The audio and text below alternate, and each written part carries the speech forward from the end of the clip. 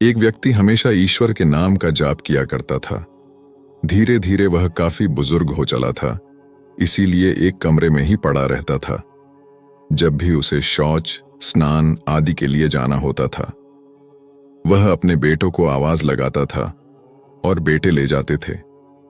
धीरे धीरे कुछ दिन बाद बेटे कई बार आवाज लगाने के बाद भी कभी कभी आते और देर रात तो नहीं भी आते थे। इस दौरान वे कभी कभी गंदे बिस्तर पर ही रात बिता दिया करते थे। अब और ज्यादा बुढ़ापा होने के कारण उन्हें कम दिखाई देने लगा था। एक दिन रात को निवृत्त होने के लिए जैसे ही उन्होंने आवाज लगाई, तुरंत एक लड़का आता है और बड़े ही कोमल स्पर्श के साथ उनको निवृत्त करवाकर बिस्तर पर लेटा जाता है। अब ये रोज का नियम हो गया।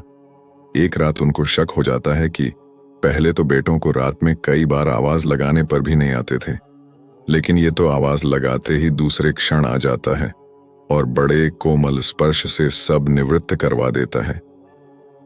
एक रात वह व्यक्ति उसका हाथ पकड़ लेता है और पूछता है कि सच बता, तू कौन है? मेरे बेटे तो ऐसे नहीं हैं। अभी अंधेरे कमरे में एक अलौकिक उजाला हुआ और उस लड़के रूपी ईश्वर ने अपना वास्तविक रूप दिखाया। वह व्यक्ति रोते हुए कहता है, हे प्रभु, आप स्वयं मेरे निवृत्ति के कार्य कर रहे हैं। यदि मुझसे इतने प्रसन्न हो तो मुक्ति ही दे दो ना। प्रभु कहते हैं कि जो आप भुगत रहे हैं वो आपके प्रारब्ध है। आप मेरे सच्चे साधक हैं, हर समय मेरा नाम जप करते हैं, इसीलिए मैं आपके प्रारब्ध भी आपकी सच्ची साधना के कारण स्वयं कटवा रहा हूं। व्यक्ति कहता है कि क्या मेरे प्रारब्ध आपकी कृपा से भी बड़े हैं? क्या आपकी कृपा मेरे प्रारब्ध नहीं काट सकती है? प्रभु कहते हैं कि मेरी कृपा सर्वोपरि है, ये अवश्य आपके प्रारब्ध काट सकती है, लेकिन फिर अगले जन्म में आपको ये प्रारब्ध भुगतने फिर से आना होगा। यही कर्म नियम है, इसलिए आपके प्रारब्ध मैं स्वयं अपने हाथों से कटवा कर इस जन्म मरण से आपको मुक्ति देना चाहता हूं। ईश्वर कहते हैं प्रारब्ध 3 तरह के होते हैं। पहला मंद, दूसरा तीव्र प्रारब्ध तथा तीसरा तीव्रतम मंद। प्रारब्ध मेरा नाम जपने से कट जाते हैं।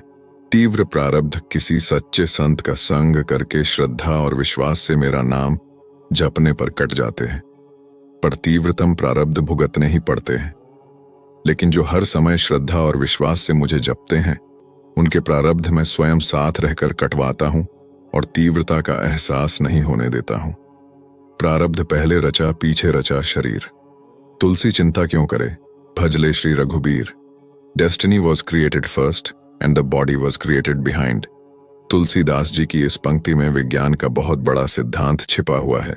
ये बताता है कि पहले भाग्य का निर्माण होता है, उसके बाद शरीर बनता है। विज्ञान के इस गहरे रहस्य की खोज आर्षियों ने हजारों साल पहले कर ली थी। आज तथाकथित प्रगतिशील लोग न्यूटन को कार्यकारिणी नियम का जनक मानते हो। आप विचार करें तो पाएंगे कि हिंदू हजारों साल से इस सिद्धांत को जानते और मानते रहे हैं। न्यूटन का सिद्धांत है कि हर क्रिया के विपरीत समान प्रतिक्रिया होती है। हमारा अध्यात्म कहता है कि जो बोओगे उसे काटना ही पड़ेगा। मनुष्य लाख जतन कर ले, कर्मों के फल से बच नहीं सकता है।